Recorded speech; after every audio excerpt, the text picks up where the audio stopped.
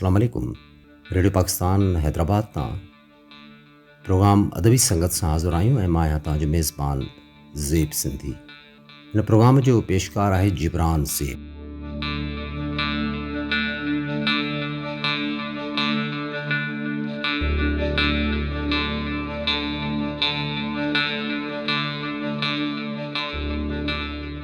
ताज़ो सिंधी अदबी बोर्ड में 3 ॾींहंनि वारो किताबी मेलो पंहिंजी पुॼाणी ते पहुतो। हिन 3 ॾींहंनि वारे किताबी मेले में सिंध जे केतिरनि ई पब्लिशरनि ऐं किताब विकिरो कंदड़नि बुक स्टॉल हया ऐं उन्हनि बुक स्टॉलनि ते कराची, हैदराबाद ऐं ॿियनि शहरनि जा पब्लिशर आया ऐं 3 ॾींहं किताबनि जो विकिरो थींदो रहियो। इन किताबी मेले में जिते केतिरा ई नौजवान आया, केतिरियूं औरतूं आयूं किताब ख़रीद करण लाइ, केतिरा बुज़ुर्ग आया ऐं अदबी मेले में अदबी बोर्ड में हिकिड़ी रौनक लॻल रही। ऐं साॻे वक़्तु इहे 3 ॾींहं किताबी मेले जे मौक़े ते मुख़्तलिफ़ अदबी प्रोग्राम थिया। पहिरें ॾींहं ते मख़दूम मोहम्मद ज़मान तालिबुल मौला कॉन्फ्रेंस थी। इन कॉन्फ्रेंस जे मौक़े ते असांजे आलिमनि, अदीबनि मख़दूम मोहम्मद ज़मान तालिबुल मौला साहब खे ख़राज अक़ीदत पेश कयो। तालिबुल मौला साहब जे शख़्सियत, शाइरी, फ़न ते गुफ़्तगू थी। त साॻे वक़्तु इन मौक़े ते मख़दूम मोहम्मद ज़मान तालिबुल मौला साहब जे शख़्सियत ऐं फ़न जे हवाले सां हिकिड़ी बहितरीनु डॉक्यूमेंट्री पिणु पेश कई वई, जंहिंजो डायरेक्टर नौजवान फ़िदा भागत हुयो ऐं उहा डॉक्यूमेंट्री अली अकबर हंवर जे साहब जी निगरानी में पेश थी। इन कॉन्फ्रेंस जी सदारत कई असांजे नाले वारे शाइर शब्बीर हातिफ़ साहब, जिन ख़ासि महिमाननि में मोहतरम सरफराज़ राजड़, मोहतरम अब्दुल गफ़ार सूमरो, मोहतरम मुख़्तियार मलिक, डॉक्टर दुर मोहम्मद पठान ऐं अली अकबर हंवर जो शामिल हुया। ॿिया 2 ॾींहं बि बुक स्टॉलनि सां गॾु, किताबनि जे विकिरे सां गॾु अंदरि हाल में मुख़्तलिफ़ अदबी सेशन बि थिया, जिन में डॉक्टर काज़ी ख़ादिम साहब, अनवर फ़िगार हिकिड़ो, मदद अली सिंधी, डॉक्टर नवाज़ अली शौक़, नियाज़ पंवर, नज़ीर कासमी, डॉक्टर मोहम्मद अली मांझी, ताज जोयो, डॉक्टर मखबूर बुखारी, तहमीना मुफ्ती, डॉक्टर असद जमाल पली, फ़हीम नुनारी, मुमताज़ भुट्टो, प्रोफेसर नज़ीर कासमी, डॉक्टर रेहाना नज़ीर ऐं ॿियनि मुख़्तलिफ़ अदबी मौज़ूअनि ते गुफ़्तगू कई। कॉन्फ्रेंस जो कंपेयर नाले वारो लेखक, शाइर ऐं ब्रॉडकास्टर नसीर मिर्ज़ा हो।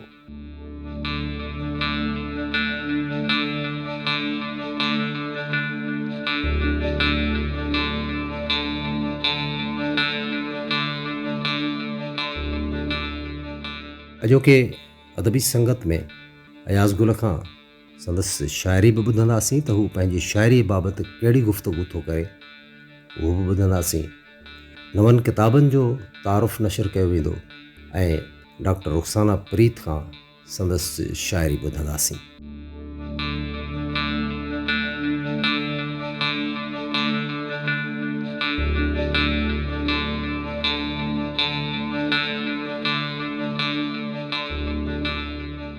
अयाज़ गुल असांजो इंतिहाई ख़ूबसूरत ऐं नाले वारो शाइर आहे। अयाज़ गुल तमामु नंढड़ी उमिरि में 12वीं वहीअ में शाइरी कई ऐं उहो शेर ॿारनि जे लाइ हुन न लिखियो। अहम ॻाल्हि इहा आहे त उन्हनि 12 सालनि जी नंढड़ी उमिरि खां वठी उन लॻातार शाइरी कई आहे ऐं ख़ासि तौर ते ग़ज़ल में जेको हुन नाव कमायो आहे उनजो त को जवाब ई कोन्हे। अयाज़ गुल सिंधी शाइरी जे आसमान जो हिकु जरकंदड़ सितारो आहे। अयाज़ गुल खां संदसि शाइरी बि ॿुधंदासीं त इहो बि ॿुधूं त हू पंहिंजी शाइरी बाबति, पाण बाबति छा पियो ॻाल्हाए। अचो त ॿुधूं था अयाज़ गुल खे।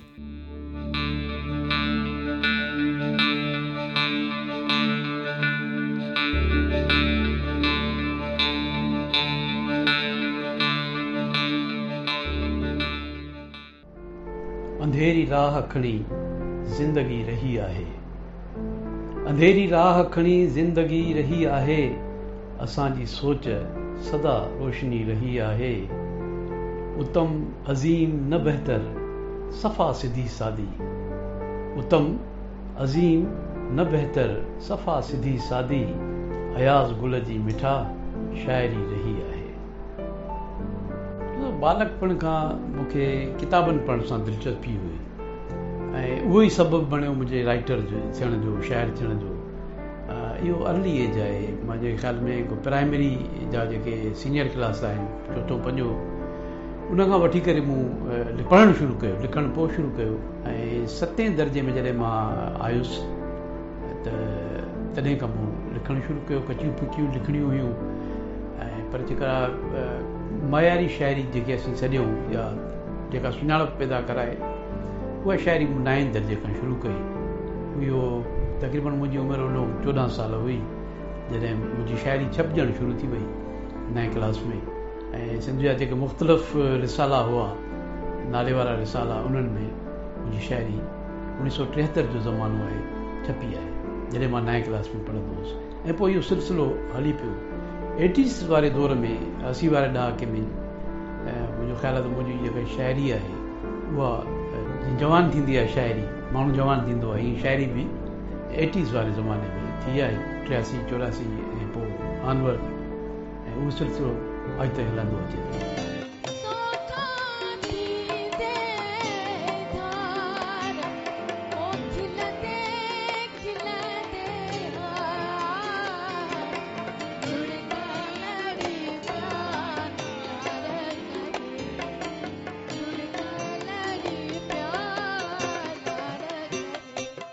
मुंहिंजे ख़्याल में मुंहिंजे ज़हन में न आहे अहिड़ो त कोई ख़ासि इंसिडेंट थियो हुजे जंहिंजे करे मूं इहो लिखियो।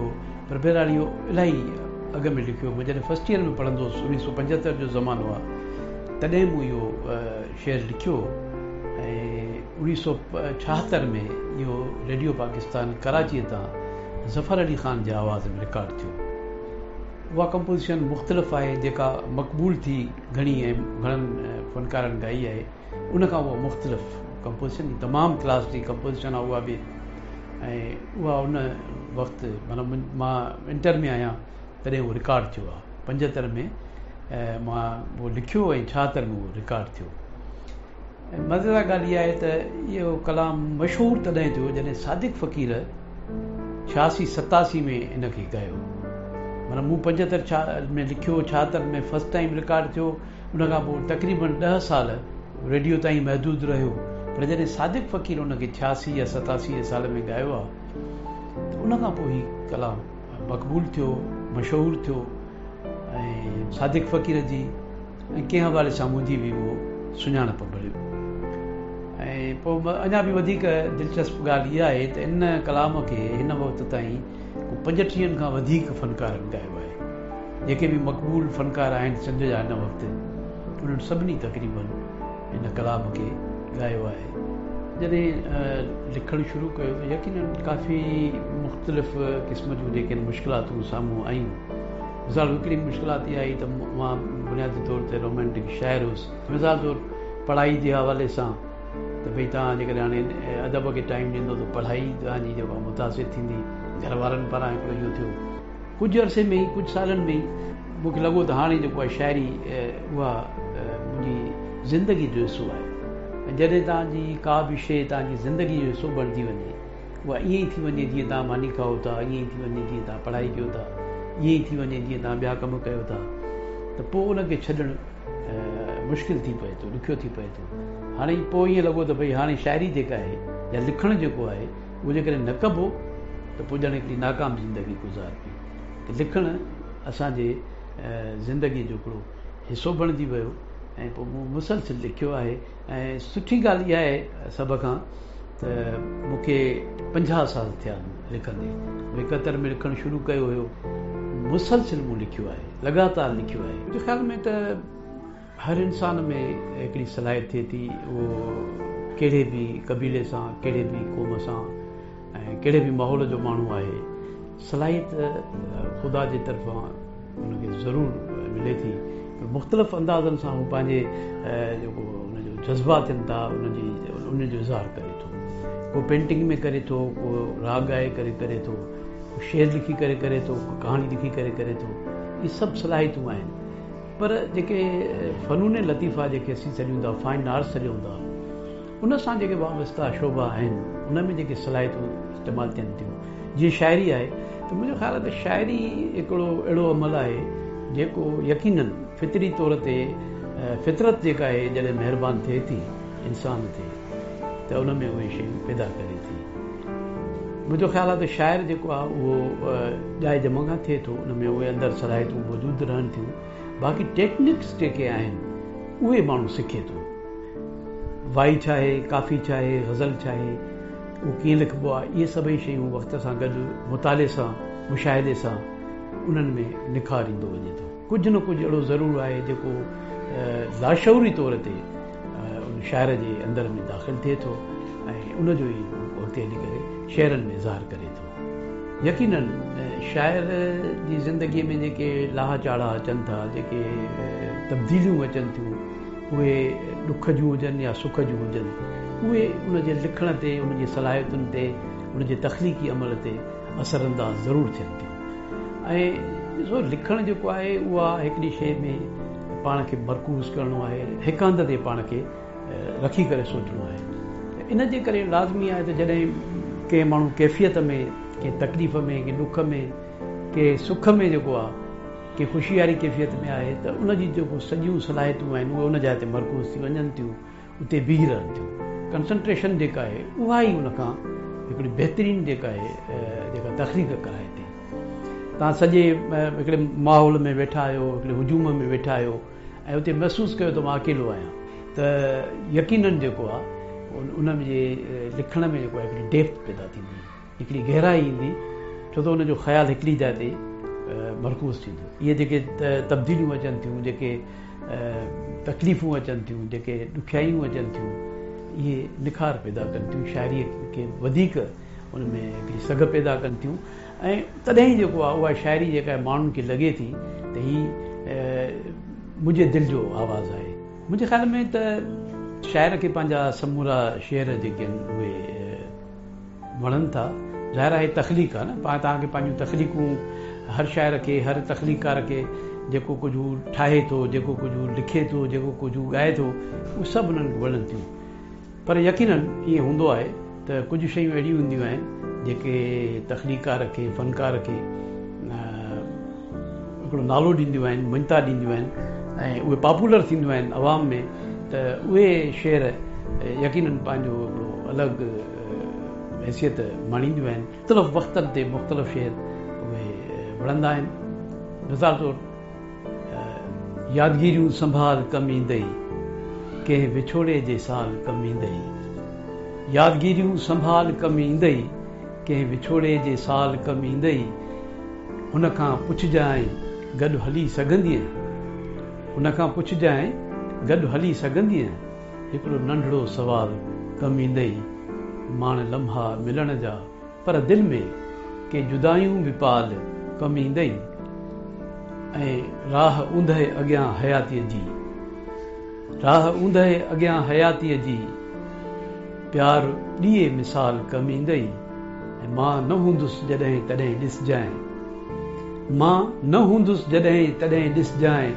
जग मुंहिंजो मिसाल कम ईंदई, यादगिरियूं संभाल कम ईंदई।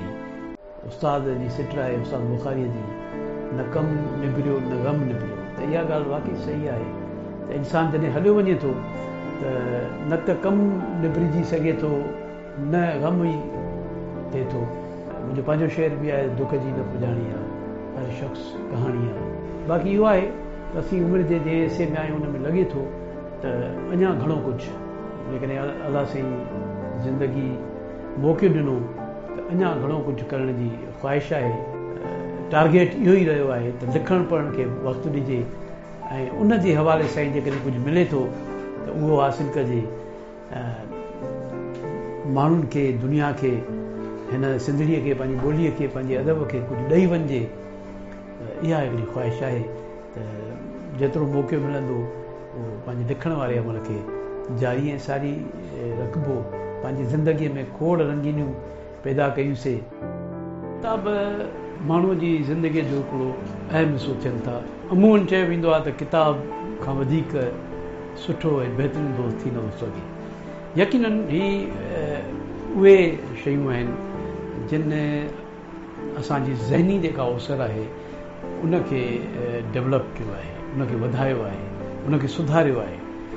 असां में जेकॾहिं शऊर पैदा थियो आहे, साझा पैदा थी आहे, त उहा इन्हनि किताबनि जे करे आहे। पंहिंजे नंढपण खां वठी करे स्कूल जे ज़माने खां वठी किताब पढ़णु, लिखणु ऐं जमा करणु शुरू कया हुआ, जेके अवां ॾिसो था त हींअर हिकिड़ी वॾी लाइब्रेरी जी सूरत में मौजूदु आहिनि। पर एतिरा ई किताब अञा ताईं मुंहिंजे पुराणे घर में मौजूदु आहिनि, जेके जॻह न हुजण जे करे अञा हिते खणी न अची सघियो आहियां ऐं उन्हनि खे तरतीब ॾियण में बि थोरो अञा वक़्तु लॻंदो। इन्हनि किताबनि जो तइदादु जेको आहे हज़ारनि में आहे। बहितरीनु साथी आहिनि, हिननि जी वॾी हिकिड़ी महिरबानी आहे त हुननि असांखे इंसान बणाइण में पंहिंजो हिकिड़ो किरदारु अदा कयो आहे।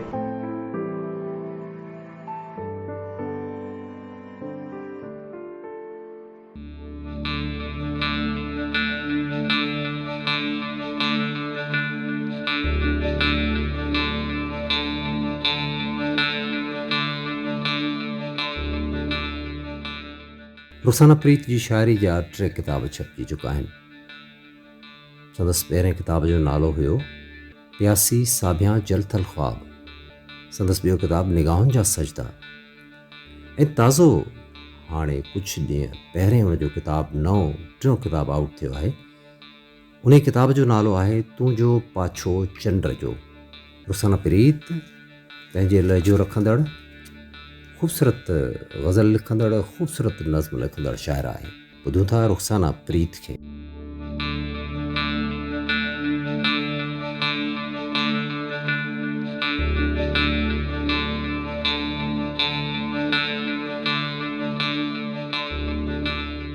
जॾहिं सारा रिश्ता सुञाणण लॻासीं, सभई ख्वाब अखिड़ियुनि मां छाणण लॻासीं।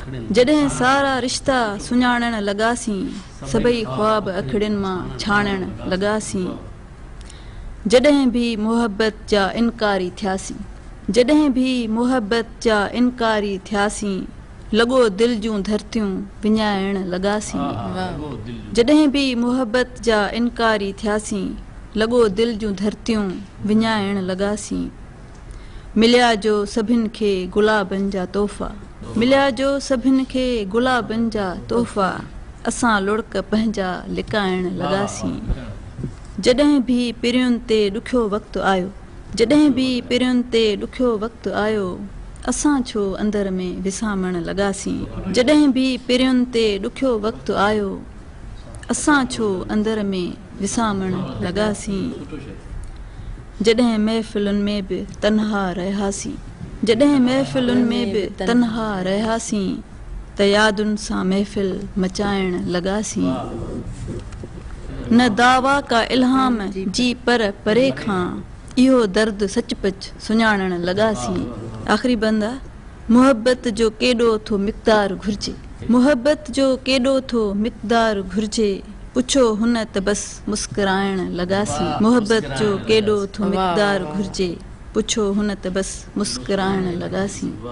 जॾहिं सारा रिश्ता सुञाणण लॻासीं, सभई ख्वाब अखिड़ियुनि मां छाणण लॻासीं। यादूं सांढियूं सपना सांढिया, यादूं सांढियूं सपना सांढिया, अखिड़ियुनि में ओजागा सांढिया। ख़ुशियूं असांखे भाई काथे, दर्द आहिनि ॼण जाड़ा सांढिया। मंज़िल ॾांहुं सफ़र में साथी, मंज़िल ॾांहुं सफ़र में साथी, सूर मिलिया जे सारा सांढिया। लहजा बि त ॾुखाइनि थासे, अंदरि मंझि अजाया सांढिया। लहजा बि त ॾुखाइनि थासे, अंदरि मंझि अजाया सांढिया। पंहिंजो पाण अंदरि में पीड़ियूं, ख़ुदि में छो ही घाणा सांढिया। पंहिंजो पाण अंदरि में पीड़ियूं, ख़ुदि में छो ही घाणा सांढिया। मुंद मल्हारी वाट मटे वई, मुंद मल्हारी वाट मटे वई, धर ततियूं ऐं काढ़ा सांढिया। प्रीत आ प्यास उहा साॻी ई, प्रीत आ प्यास इहा साॻी ई, मन में समुंड सरापा सांढिया। यादूं सांढियूं सपना सांढिया, अखिड़ियुनि में ओजागा सांढिया।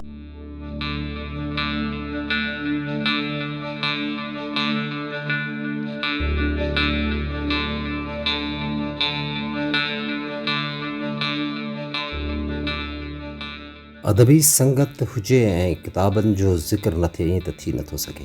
मुंहिंजे साम्हूं नवां किताब मौजूदु आहिनि। पहिरियों किताब जेको मुंहिंजे हथ में आहे उन किताब जो नालो आहे दास्तान गुल। दास्तान गुल गुल मोहम्मद उमराणी साहब जी आत्मकथा आहे। गुल मोहम्मद उमराणी साहब असांजो नाले वारो सिंधी ॿोली जो स्कॉलर, बुनियादी तौर ते हुनजो तालुक़ु ब्यूरोक्रेसी सां ऐं डिप्टी कमिश्नर खां सेक्रेटरीकल्चर जी हैसियत सां हुन रिटायर कयो ऐं हाणे हुनजो आत्मकथा छपी आहे दास्तान गुल जे नाले सां, रॉयल साइज़ में छपियल इंतिहाई शानदार किताबु आहे। आत्मकथा दुनिया में वधि जेको लिटरेचर पढ़ियो वञे थो उन में आत्मकथा जो मथां दर्जो आहे ऐं सिंधी ॿोली में ही इंतिहाई अहम आत्मकथा लिखी वई आहे। ऐं ॿियो किताबु जेको मुंहिंजे साम्हूं आहे उहो नाले वारी लेखका बानो महबूब जोखियो जो नाविल आहे हूं तो हेकली। भाई भागी जी आवाज़ में तव्हां कलाम ॿुधो हूंदो, कड़ी नीम के नीचे हूं तो हेकली। ही ऐं सम्झां थो त किताब जो नालो माई भागी जो उन कलाम मां वरितल आहे। लॻभॻि 250 सिफ़नि जो ही नाविल आहे ऐं सिंधी ॿोली जे नाविलनि में हिकु अहम इज़ाफ़ो आहे। टियों मुंदवार सिंध आहे। मुंदवार सिंध 450 सिफ़नि जो निहायत शानदार मुजल्लो आहे ऐं हिन में मुख़्तलिफ़ लेखकनि जूं तहरीरूं आहिनि। शाइरी ऐं कहाणीअ खां वठी तहक़ीक़ ताईं लॻभॻि 450 सिफ़नि जे हिन शानदार मुंदवार सिंध जो चीफ एडिटर मुख़्तियार जावरी आहे। एडिटर अनवर जोखियो आहे हिन जो। को एडिटर एज़ाज़ी मंज़ूर जोखियो आहे। साथ में एहसान राहूचो, महमूद मुग़ल ऐं ॿिया दोस्त आहिनि। शानदार क़िस्म जो मुंदवार सिंध। किताबनि सां दिलचस्पी आहे तव्हांखे त हीअ यकीनन 3 किताब तव्हांजे लाइ 3 ख़ूबसूरत तोहफ़ा आहिनि, 3 तव्हांजा नवां दोस्त आहिनि, छो त किताब असांजा सभ खां बहितरीनु दोस्त हूंदा आहिनि।